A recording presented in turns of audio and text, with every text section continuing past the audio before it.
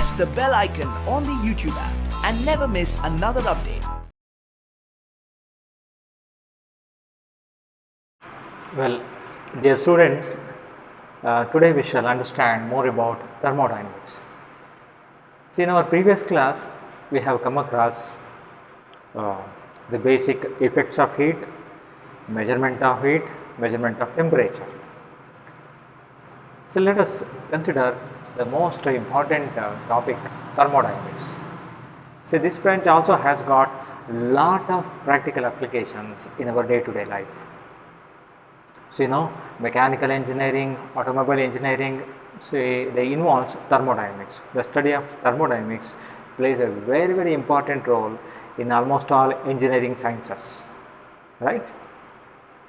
Well, see, thermodynamics is a branch of physics which deals with certain basic concepts like heat and temperature and interconversion of heat into other forms of energy as well as other forms of energy into heat. And this thermodynamics is a macroscopic science. Why I am mentioning macroscopic?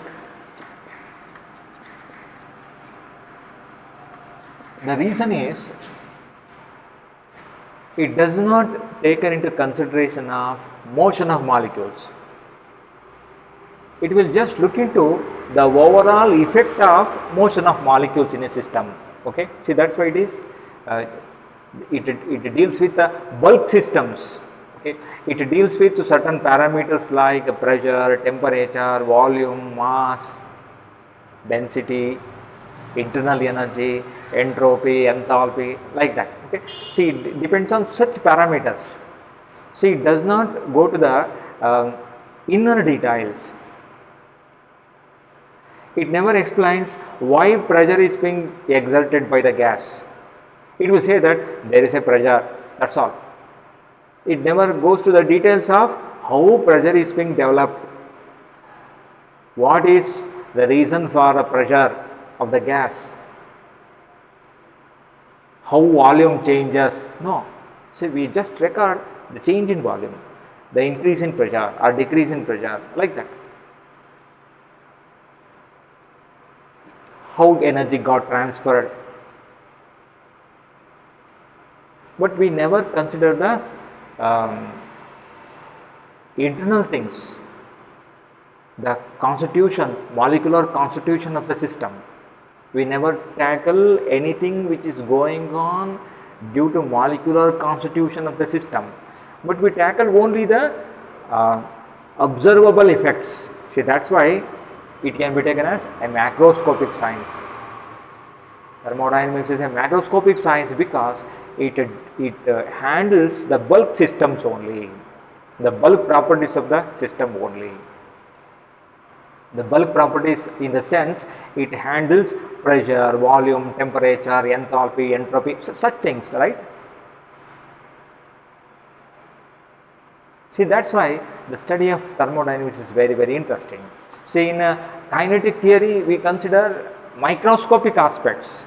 Okay, how molecules are moving within the cylinder.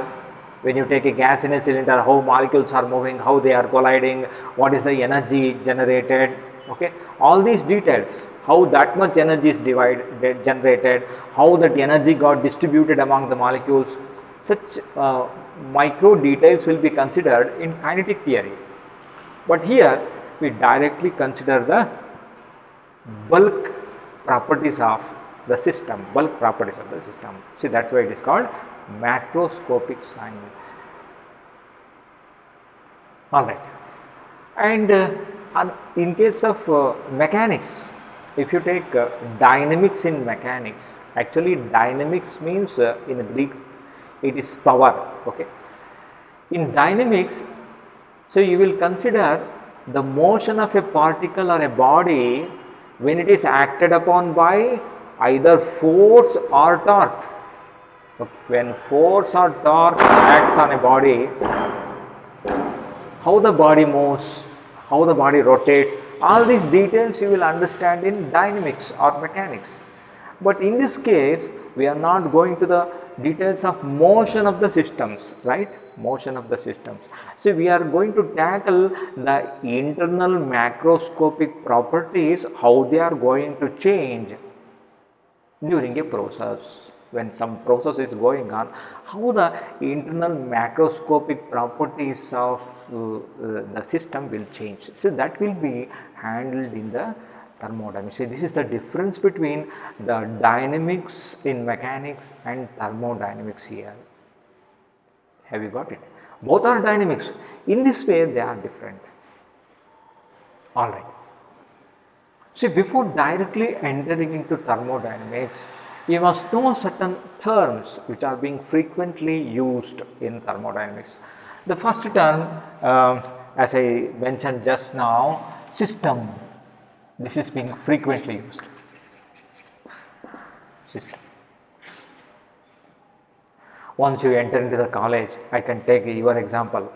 Once you enter into the college, when the classes are going on, your parents will telephone to you or ask you at home how the system is going on. Since the system is a certain common term, it has got a broad meaning. See, here system means the part of matter enclosed by either real or imaginary boundary is called a system. Suppose if I take 1 mole of gas in a cylinder, 1 mole of gas in a cylinder fitted with a piston, here there is a 1 mole of gas. See, this is a system, a part of matter which is enclosed either by real boundary or imaginary boundary is called a system. Or you can also say that part of matter which is being under investigation, which is being under study, is called also as system. The part of matter which is under study or under investigation is also called as a system, right? Okay. And this system is of 3 types. This system mainly of 3 types. Open system, closed system,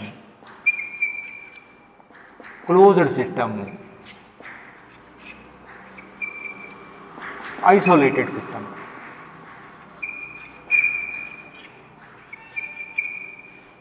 Open system, closed system and isolated system.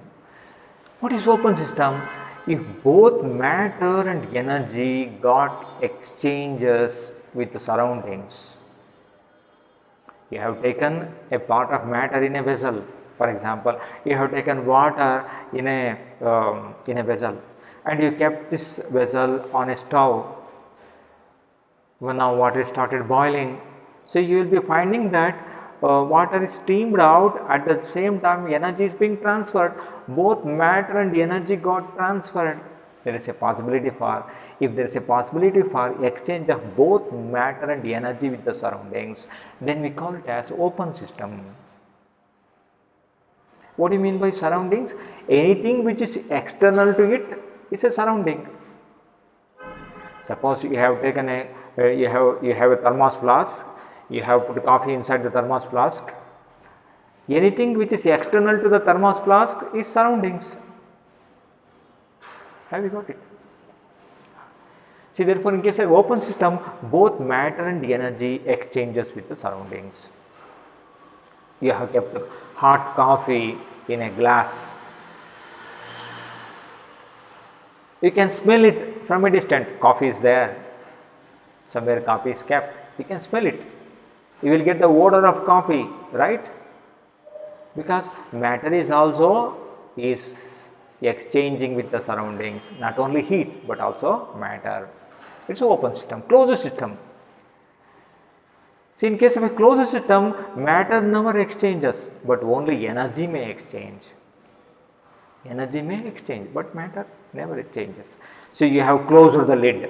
For example, you just take cooker, you have closed the lid and kept it on the stove. So you will find that only piston is moving, energy is being transferred, but not the content inside, right? Whatever you have kept inside the cooker never comes out. Only energy is being transferred. It appears in the form of pushing the weight upwards. movement of the piston indicates transfer of energy. Therefore, it is a closed system. Here, matter never exchanges, but only energy can exchange. Isolated system, neither matter nor energy exchanges with the surroundings. It is called isolated system. So, you have taken a thermos flask, or you have taken a hot box, you have put some food inside the hot box, covered the lid and kept it somewhere else, kept inside the wooden box. So, in this case, wooden itself is a bad conductor, thermos flask also contains the surroundings are bad conductors. See, therefore, there is no chance for exchange of heat. See, therefore, content inside warm as earlier.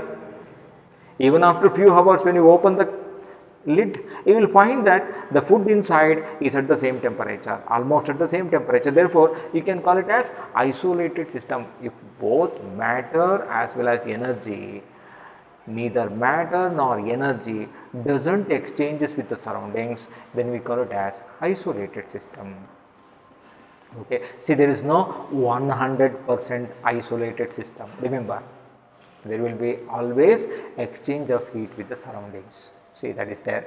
Some sort of energy loss will be there. You cannot totally prevent the radiation to exchange from the surroundings. There are so many different modes, by which heat energy is being transferred from one region to another region.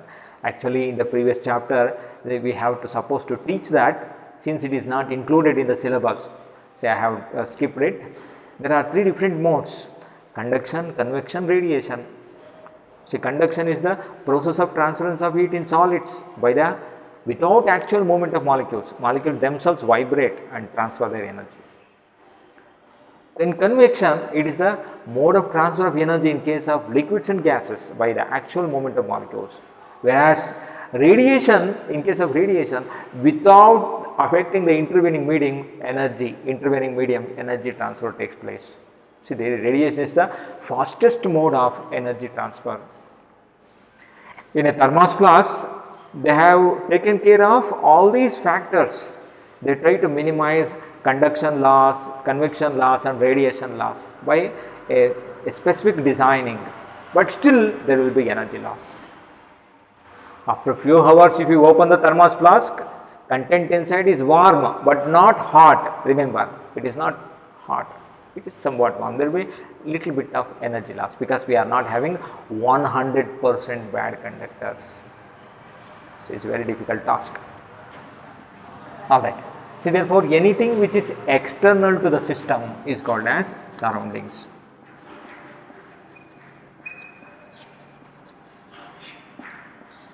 Surroundings. Then, the third important thing you need to remember is thermodynamic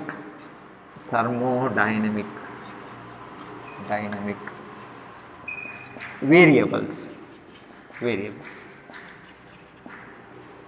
So, the quantities which are used to characterize the state of the macroscopic system or the state of the system is called as thermodynamic variable.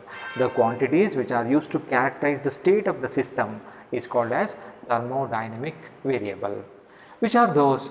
Pressure, volume, temperature, density, mass, internal energy, enthalpy, entropy. See, all these, so they are very much required to describe the system. See, which are those? Pressure, volume, temperature, mass, density, enthalpy, entropy, internal energy,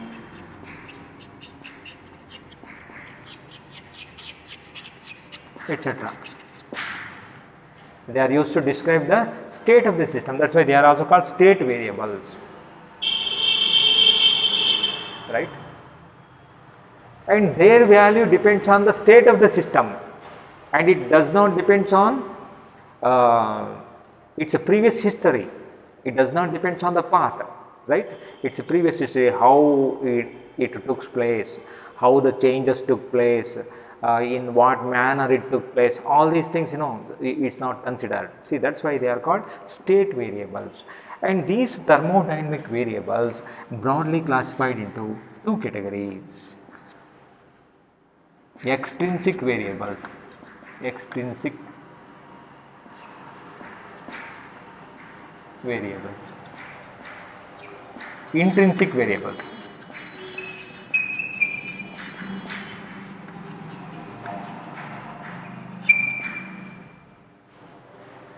The variables which depends on the size of the system are called as extrinsic variables. For example, volume, mass, okay, volume, mass, then entropy, enthalpy. See, such things, they depends on the size of the system. They are called as extrinsic variables. Whereas the variables which remains constant throughout, they are called as intrinsic variables. They remain same. At any part of the system, you will find that they are same. Say they are called as intrinsic variables. Pressure, temperature, density. See, they are all intrinsic variables. They remain same. The temperature at the top, temperature at the bottom, everywhere it is same. Pressure everywhere remains same. See, we are considering the isotropic systems, right? See, they are called as intrinsic variables. Therefore, thermodynamic variables may be either extrinsic or intrinsic. Extrinsic depends on the size of the system, and intrinsic is constant everywhere in every part of the system. It's a constant at every part of the system, that is intrinsic variables. Alright. So, knowing of all this, let us understand what is thermodynamic equilibrium.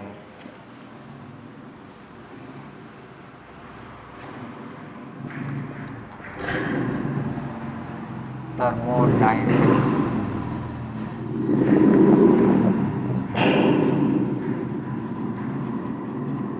equilibrium.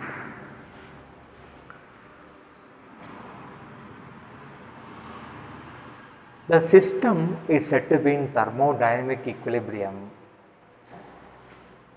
The variables which are characterizing the system, like pressure, volume, temperature, doesn't change appreciably over a period of time.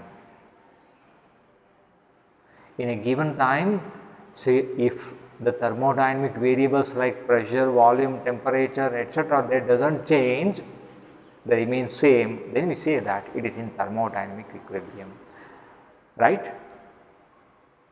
If the system is in thermal equilibrium, chemical equilibrium and mechanical equilibrium, then we say that it is in a thermodynamic equilibrium. What do you mean by thermal equilibrium? If the temperature of the system is same as that of surroundings, it is said to be in thermal equilibrium, right? If the temperature of the system is same as that of surroundings, then we say that it is in thermal equilibrium.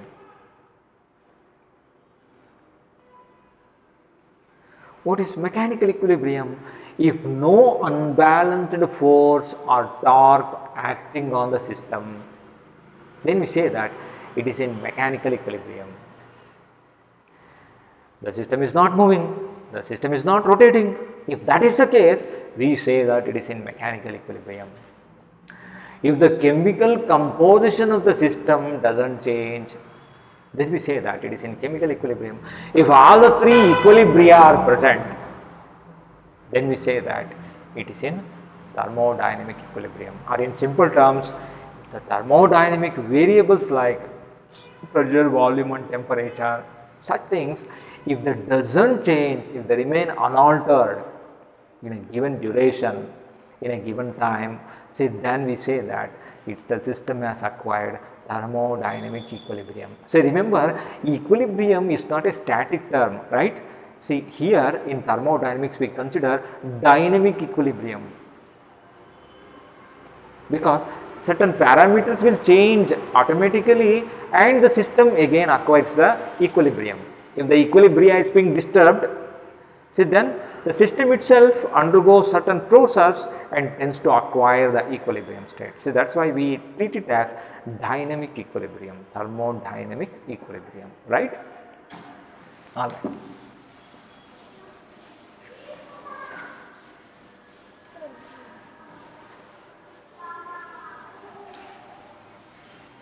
See, now we are in a position to understand the macroscopic systems through certain laws. The interesting thing is that in thermodynamics, there are three basic laws. The first two laws, first law and second law, came earlier, and even more basic law comes in the later part. See, that's why it is called as zeroth law. First law comes in 17th century and 18th, second law comes in 18th century, and this zeroth law comes in 20th century. It is treated, it is termed as zeroth law because this law is more fundamental than first two laws, and the whole thermodynamics is based on these laws. Whatever achievement we have made, in automobile industry or in mechanical engineering, see, they are because of this thermodynamics, and it is these laws which plays a very, very important role. They are considered to be the law of nature. See, to that extent, they are more fundamental laws, and they are the statements. They are the statements which cannot be proved. However, you can verify them. So they can be considered as the laws of nature, laws of working of nature. Okay. Now let us consider how those laws are being proposed, who proposed it, and what are their consequences. Okay. First, let us move on to the zeroth law of thermodynamics. The zeroth law of thermodynamics.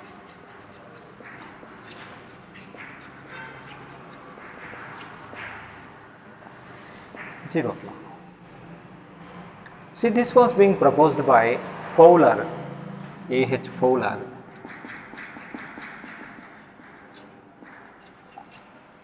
around 1931, and this law actually defines what is temperature.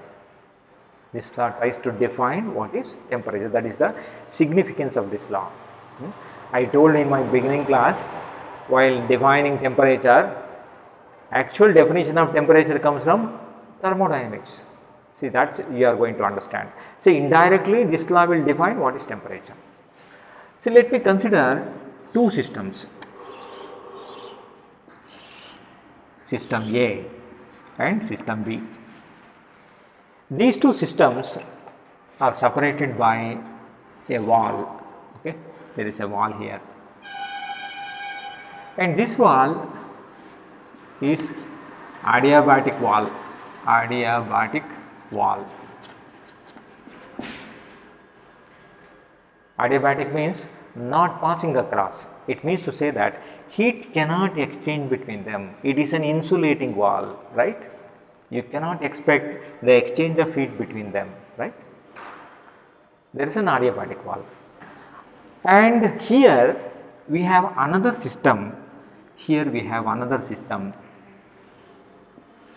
System C. There is another system C,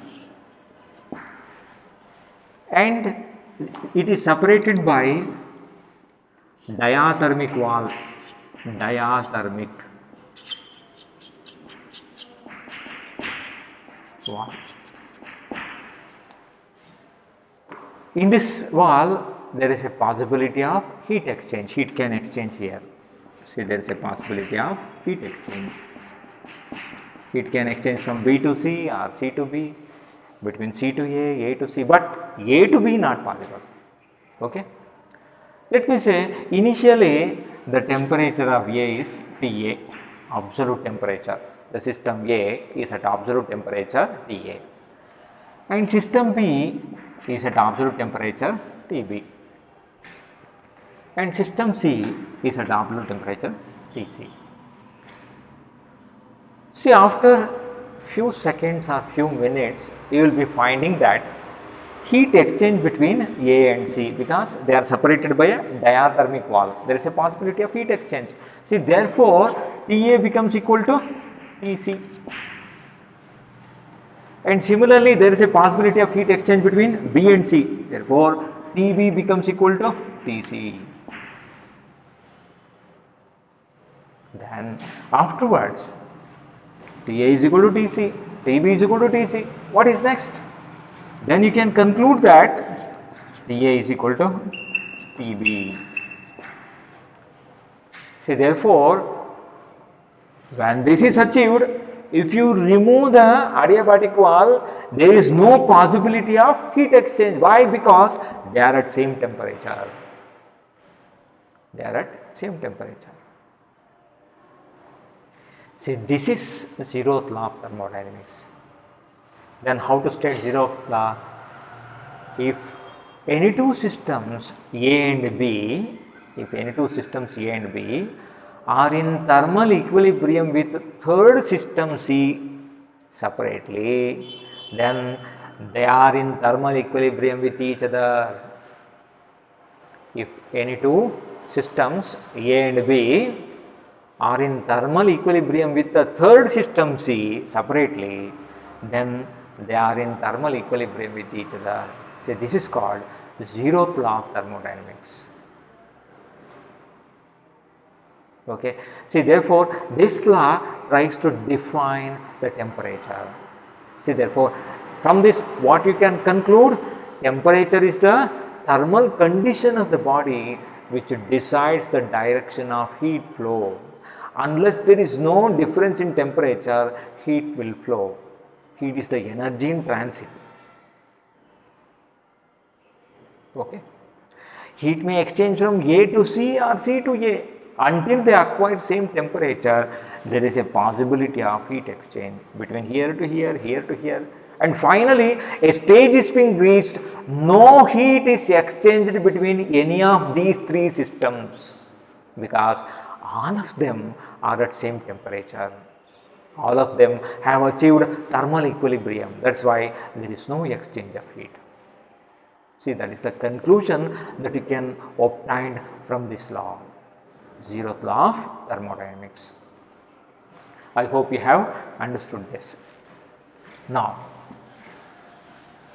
we shall move on to understanding of what is meant by internal energy. Internal energy.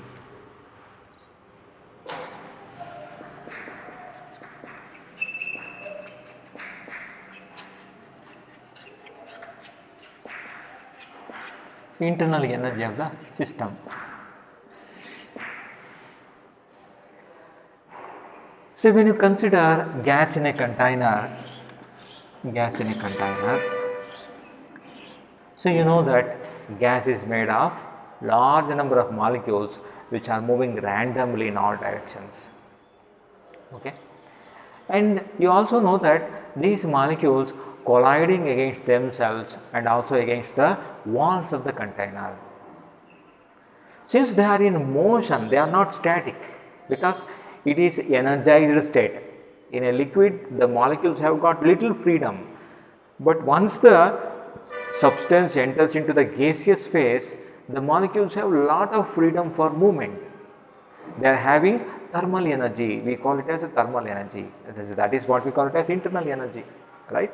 They have got some additional energy. They are not bound by any force, right? No intermolecular forces binding them together. That is why they are moving freely. And during their free movement, they collide.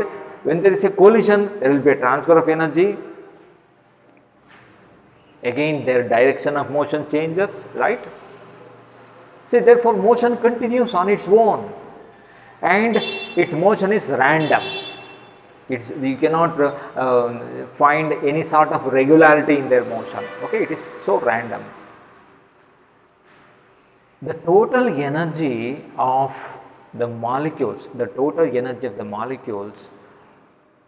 is generally called internal energy, which is the sum of kinetic energy and potential energy.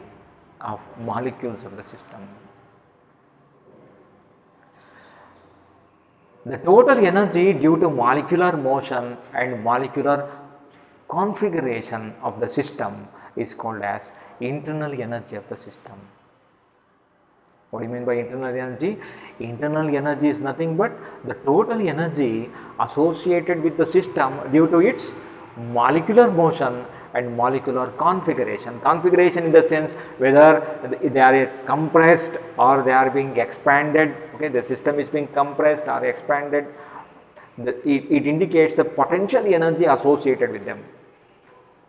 The sum of kinetic energy and potential energy of the molecules which are constituting the system is generally called internal energy. See, therefore, in thermodynamics, we never specify potential and kinetic separately. We just say internal energy. It is the composition of both. It is the sum of both. And remember, internal energy is also a state function. It does not depend on the path. It does not depend on the path in which the system is undergone through the process, right? It depends only on the initial and final position, initial and final state. Okay. It does not depend on the path taken. It does not depend on the history behind it. Previous history. Okay. See, that is why it is a state function. Whereas if you take heat and work, they are not state functions. They are not state variables. They are not state functions. So when heat is added to the system or when heat is removed from the system, there will be change in the internal energy. See, therefore, change in heat or work done onto the system or work done by the system decides the internal energy of the system. They themselves are not state functions. That's got it. See, that is the difference between heat, work and internal energy. See, though all the three are having same dimensional formula, but in thermodynamics, heat and work will change the internal energy. They are not state variables, they are not state functions. Whereas internal energy is a state function. It depends on the state of the system. It depends on initial and final state of the system and does not depend on the path taken. These are path dependent. Both heat and work are path dependent, whereas this is internal energy is independent of path. Remember, if the kinetic energy of the molecule increases, temperature of the system also increases. They are directly related.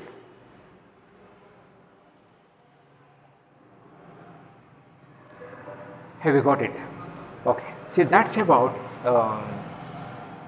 how internal energy, heat and work can be clearly understood in thermodynamics.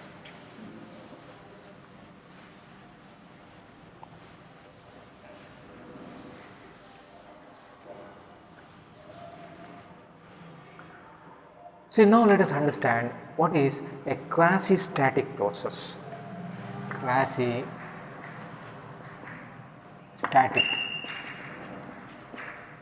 process.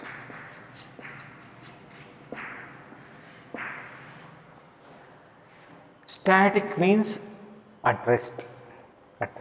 Quasi-static. Very slow process. If a thermodynamic process is going on at a very slow rate, so that there is only infinitesimal change in the values of pressure, volume or temperature. You could notice there is a very small change in pressure and volume, temperature. It appears to be static, as if you will feel like no process is going on. You may feel that No process is going on, but process is going on, but at extremely slow rate. When you notice changes in pressure or changes in volume or changes in temperature, they are negligibly small, they are infinitesimally small. If that is the case, it is called quasi-static. See, remember, quasi-static is an ideological, ideal process, right? Okay, it is an hypothetical thing, right? Hypothetical means imaginary, right? Because in general, whatever changes took place in pressure, volume and temperature when a process is going on are measurable. But here in quasi-static, we are saying that it's very difficult to measure because it's infinitesimally small. See, that's why it is a hypothetical. Hypothetical means imaginary concept. Quasi-static. See, therefore, at every stage, the thermodynamic variables tend to be in thermodynamic equilibrium with the surroundings or in equilibrium with the surroundings, or the system maintains equilibria when the process is going on. If that is the case, we call it as quasi-static process, right? When you consider any thermodynamic process is mainly identified into 5 types, right? Either it will be isothermal process, or it will be isobaric process, or it will be isochoric process, or it will be adiabatic.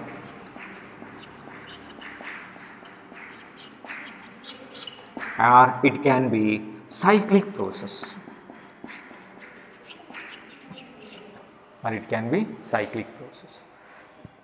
What is isothermal process? The process which involves variation in pressure and volume at constant temperature is called as isothermal. Thermal means temperature, iso same. Here temperature of the system is constant throughout.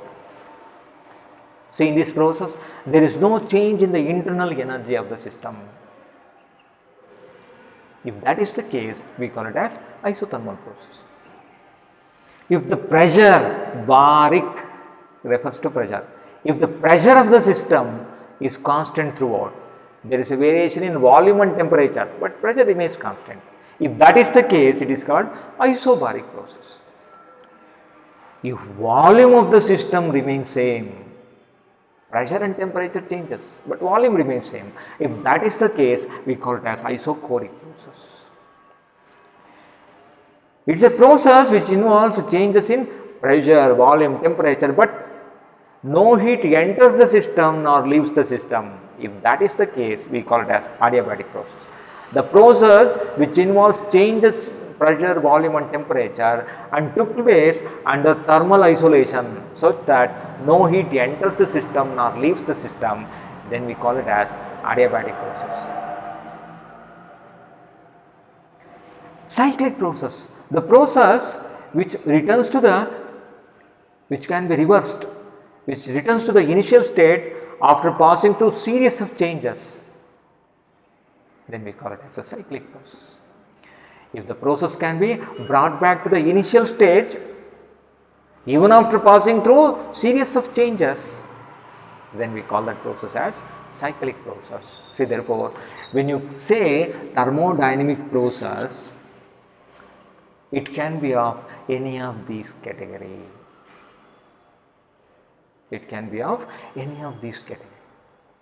Here temperature remains constant, here pressure remains constant, here volume remains constant, here no heat enters the system nor leaves the system. There is no change of heat, right? Q remains constant, and here the system is being brought back to the original configuration. Internal energy remains here. There is no change in the internal energy because the system is being brought back to the initial configuration. Have you understood? See, this is about various thermodynamic processes. So, knowing of all this, now we are in a position to understand more about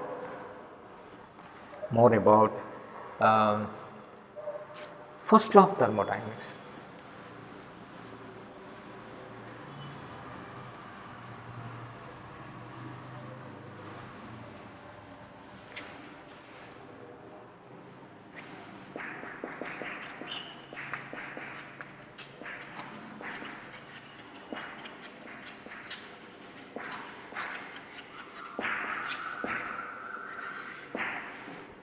First law of thermodynamics.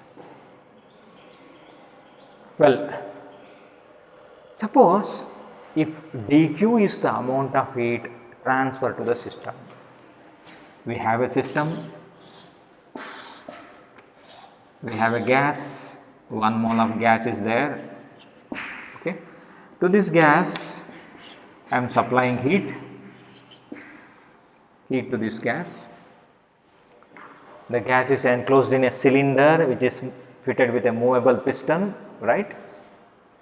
When I supply the heat, the molecules absorbs the heat and started moving randomly in all direction. See, therefore, if dq is the small amount of heat transferred to the system, this is dq. Whatever amount of heat transferred is dq. And as a result, molecules on absorbing the heat, they started moving very fast. I mean to say that their internal energy increases. Increase in internal energy, I call it as du. Internal energy is indicated by u. Increase in internal energy is du, right? And as internal energy increases, very soon you will notice that the molecule started pushing the piston upwards, tries to push the piston outwards, and gradually the piston is moved up through a small distance dx. I mean to say that work is done by the system. Work is done by the system. Therefore, amount of energy, heat energy supplied not only increases internal energy and also does some external work. See, therefore, total heat energy supplied is utilized for increasing the internal energy and also doing some external work. So, this is first law of thermodynamics. First law of thermodynamics says that if dq amount of heat supplied to the system, then amount of heat supplied is utilized for two different purposes. One for increasing the internal energy and other part for doing some external works. Therefore, total energy is sum of internal energy and also external work done. This is first law of thermodynamics. See, this tells you that first law of thermodynamics is nothing but law of conservation of energy.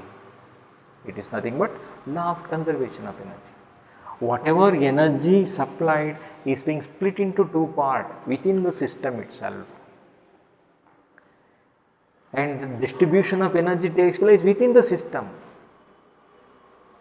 There is an equipartition of energy. Whatever heat energy supplied is being divided among the molecules and it is utilized for increasing their internal energy, and if there is a possibility they do some external work, because here piston is free to move, therefore they will push the piston upwards, they will push them upwards, right? It's just like your pressure cooker.